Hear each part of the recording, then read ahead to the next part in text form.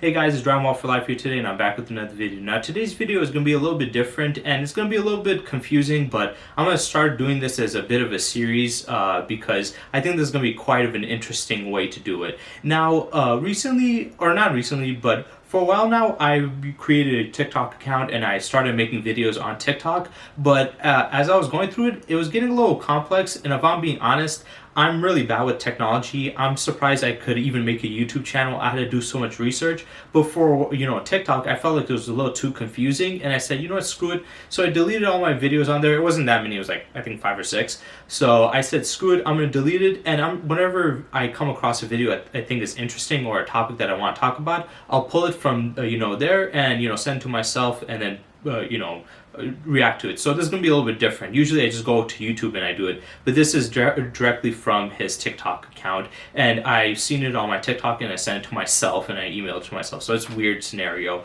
But yeah, I saw this and it kind of annoyed me, so I wanted to talk about it. I wanted to do it on TikTok, but like I said, it's too confusing for me and I couldn't wrap my head around on how to do it. So I said, screw it, I'm going to just do it on YouTube. I'm just going to send it myself. And I enjoy making YouTube videos more than making videos on TikTok, if I'm being honest. I only did that for marketing. I didn't do it because I really like TikTok.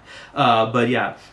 You guys probably have heard of him before. He's the creator and host of Variant Comics, that channel where he basically talks about different comics and stuff. I don't have a problem with him. I do think his videos are interesting, but whenever he talks about anime or Dragon Ball especially, I think those are some of his worst videos because he is very ill informed when it comes to Dragon Ball. Anime and manga in general. I think definitely his lane is comic books, and I think this might sound a little bit douchey, but I think he should stay in his lane, if I'm being honest. He does not know what he's talking about. He mostly talks out of his ass when he talks about Dragon Ball or other animes. So I would prefer him to stay in his lane, but he comes out of it, and people paid him for this one, so I understand. But I just want to go and dive deep into this and, discredit it. And if you guys are, annoyed by me talking, you can just skip ahead to whenever the video starts. But yeah, I'm going to be going through it. He basically, somebody donated money, said, hey, who do you think will win in a fight? Frieza Black or Saitama? And he's giving his argument. And if you guys watched his channel before, you would know what his stance on Saitama already is at this point. So yeah, let's get into it. Alright, the battle is Frieza Black versus Saitama, aka One Punch Man. This is actually a Cash App request sent in by Kane Courtney. Let's do this thing. First and foremost, we got Frieza Black over here. Frieza in this new form is one of the most powerful characters in all of fiction. It is scary how powerful he has become. So powerful, in fact, look down here. Frieza Black was able to one-shot True Ultra Instinct Goku and Ultra Ego Vegeta at the same damn time. Their most powerful forms to date. That's just madness. Frieza Black whipped out her leash and took him for a walk. Now, with all that said, Frieza Black ain't beating this guy. Ain't happening. Like, unequivocally isn't happening. Anyone who says Frieza Black is beating him, I'm sorry to tell you, you're just wrong. That's just a false statement. And that's simply because Saitama over here, One Punch Man, he's a gag character. And the only type of character that can beat a gag character is another gag character. And I know a bunch of you are going off in the comments right now, he's not a gag character, oh my god, you're so stupid, yada yada yada. To which I say, then explain to me how the co-creator of One Punch Man literally called him a gag. Right there, translated 2 times. Use the word gag 2 times. Sorry for I tried to pause it there, but yeah, this is new. I usually don't do it off the recording this. I just do it off YouTube. But this is why I thought it was interesting because, I hate this debate about Saitama versus Goku because the argument always boils down to, when it comes to Saitama fans, is he's a gag character. He's meant to be written to take out his enemies with one punch, this and that and that, Goku this and that.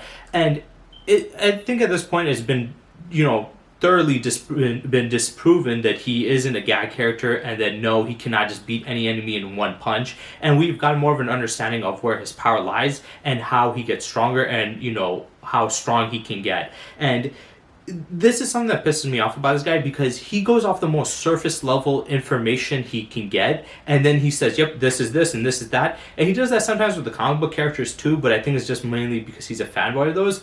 But when it comes to anime and manga, he clearly does not have that much of an understanding of anime and manga, and isn't really that much of a fan of it, which is fine. And it's okay to talk about a topic you don't know too much about, but to be so arrogant like you know what you're talking about and pretend like you do, instead of just admitting, hey, I don't know that much, but this is just my arguments, which I usually do. It's just absurd. He says that, well, he's a gag character, this and that, and this is an argument that people have contested many times. Obviously he's talking about it, he's like, no, he is. See, even the author said it. And I can't find where it was stated, but somebody else made a video on this showcasing that no, he's the author of One Punch Man has mentioned only twice about gags, and the times that he talked about gag characters was not even Saitama. He's written other manga, and one of the other manga he did was a gag series. It was kind of more like a comedic gag series that he created, and that's what he was talking about. Now he's trying to say, well, here's the author, and here's him mentioning gag and saying gag character. But he was not talking about Saitama. He was mentioning a different, character or work that he created that was a gag manga, not Saitama himself. And we saw towards the end of it. It isn't fully wrapped up yet. There's still quite a bit of chapters. I thought it was. Sadly, I was wrong, but I made a video on him fighting against Cosmic Goro, and we already got revealed how powerful he is and that he gets stronger and how he gets stronger. And we know that, one, he's not a gag character. Two, he cannot beat with one hit. Because if that's the case, then wouldn't he have taken out Cosmic Goro with one hit? Yes, he was surpassing him, but he had to get stronger just to beat him. He couldn't just be naturally stronger than him. He had to get stronger, and he took countless hits to beat the guy. So no, he is not a gag character. He's not beating everybody with one punch. And if you look at the writing of Saitama, he's not really written like a gag character. If you look at a Raleigh or Bugs Bunny, those characters, the way they're written is nonsensical. When they create these insane feats, it's not to be taken seriously. It's a joke. It doesn't have any everlasting effects on the main story, and it's just supposed to be fun and nonsensical. Whereas Saitama, it is important. It canonically sticks around, and it is serious. So how can he be a gag character when he's not written like one? And let's be honest, like, if you want to argue that he is, and this argument is good enough, watch Bugs Bunny or Raleigh or any other gag character. Tell me, why is he so much different than them? Why are these other gag characters written a certain way, like Popeye and stuff like that, but he's shown to be so different? Maybe it's because he's not a gag character and people misinterpreted every time. So yeah, this is a mistranslation because it was talking about another one. So yes, he's giving us false information on why he's a gag character. And then he also argues that he can beat anyone with one punch. He didn't beat Boros with one punch, and he definitely did not beat Cosmic Garo with one punch. So that's bullshit in the argument. His argument is, Frieza's one of the most powerful characters in all fiction, but he's the most powerful character in all fiction. Bullshit. No, he's not. And he's not a gag character. Like I said, there would have been more statements by the author than just that, and it wasn't even about him. So let's get back into it, because he has more dumb points, and he's had some stupid points when it comes to, anime and Dragon Ball itself. No hate to him, but I just think this is just not his lane, and he doesn't know much, and he really takes surface level arguments and uses that as a basis for his his arguments on why this is or that this or that is the case in his videos. So yeah, let's get back into it.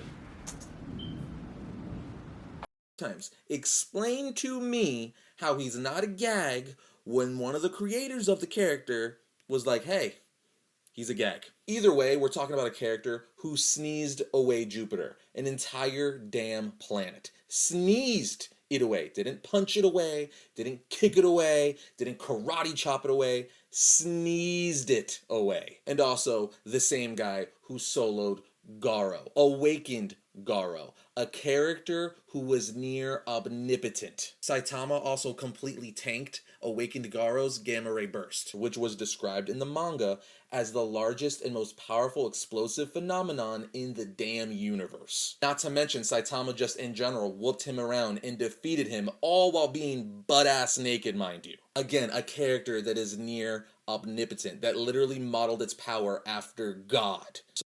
Okay, let's talk about this stuff, because like I said, I hate his arguments. He's kind of smug and arrogant, like he knows what he's talking about. It's stupid as shit. So, okay, he said that, he's near omnipotent. Let's stop with that near omnipotent bullshit. You're either omnipotent or you're not. It's like saying you're semi-perfect.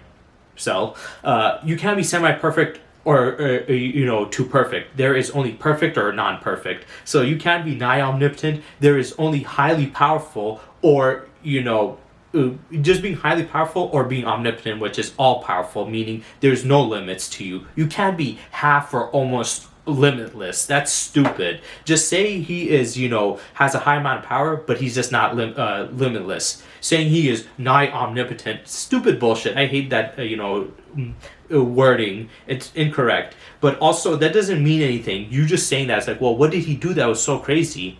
Because whatever feats they shown in that, fight was nowhere near close to, what we've seen in Dragon Ball.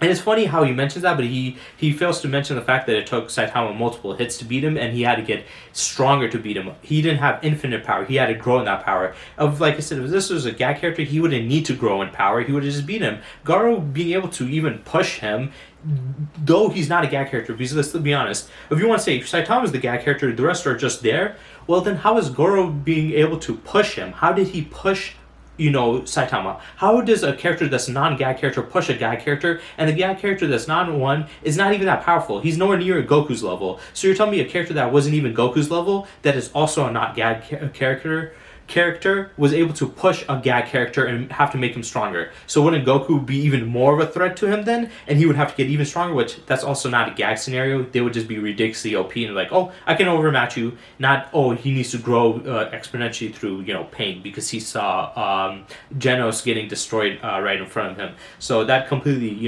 disproves that argument right there. But then he's also talking about, the gamma burst and sneezing away Jupiter. Okay, let's just stop. He didn't punch away a planet. He didn't kick away a planet. He sneezed away a planet. Okay, and you're telling me that's more impressive than Goku being able to destroy the entire universe when he fought against Beerus. He was, both fist colliding, was able to wipe out was about to wipe out the Dragon Ball macrocosm, which is far bigger than a universe itself. But this guy sneezing away a planet, that is even more impressive. That is the dumbest shit.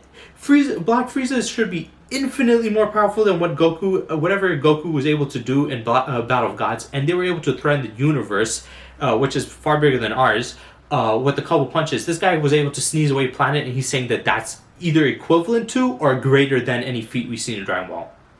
Dumb as shit. Completely stupid. That's a dumbass argument. He sneezed away a planet. Okay, so Beerus also sneezed away a planet, and he did it casually. He would do it in his sleep. This is nothing. He sneezed away a planet. That is impressive, and don't get me wrong, but comparing the levels, we're comparing guys that are way beyond universal level feats of strength, and this guy's most impressive feat is sneezing away a planet.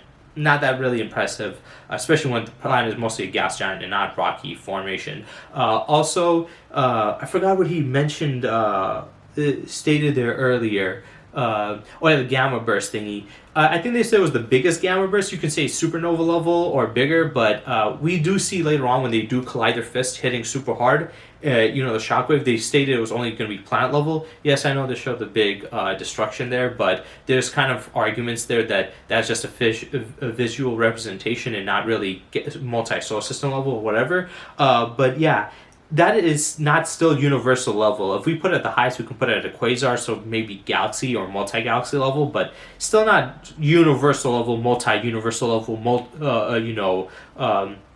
multiversal level of power. That's nowhere near that. So that's kind of a moot point in there. So yeah, let's get back into it. So who wins, Frieza Black or Saitama? Saitama, all day, every day. No questions asked. Anyway, I hope that answers your question, Kane, and if any of you have any other questions... Okay, so one, people need to stop suggesting him to talk about anime, manga, or Dragon Ball, because he clearly doesn't understand. Like I said, it's surface level shit. The whole, the author said he was a gag character. The author was talking about a different manga that he wrote that was gag manga. It was not about Saitama. And like I said, if he was a gag character, he does not, there's still rules that you have to follow as a gag character, and he doesn't fall in line in that at all. Because if you look at Raleigh, if you look at Bugs Bunny, if you look at Popeyes, if you look at SpongeBob, it's nonsensical, it's ridiculous, it's over the top, it's not supposed to be taken seriously. It's just supposed to be like, for jokes and for laughs, what they are able to accomplish. But Saitama's is supposed to be taken seriously. It's always written seriously. The characters around him take it seriously. And if he was a gag character, then why would Cosmic Goro, who is not a gag character who is just a super powered character be able to force him to,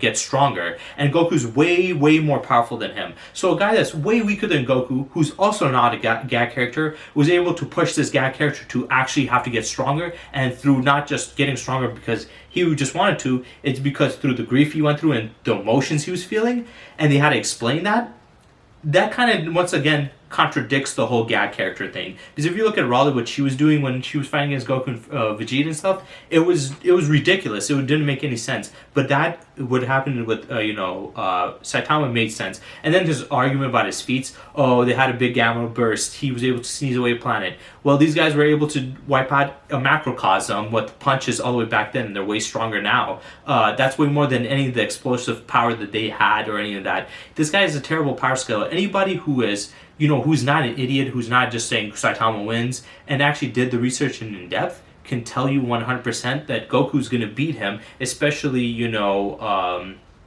Ball Super Goku. He would beat him. So yeah, I would not take anything he says seriously. Even when he talks about comic book feats, I usually question it and have to take it with a grain of salt because he has been shown to, BS things to make characters hype him up more, to make them more stronger. But when it comes to Saitama in this, it's ridiculous. I don't know why I keep on saying it. So for Aries Quinones to keep on making these arguments, just know that you're wrong. This is my argument of proof.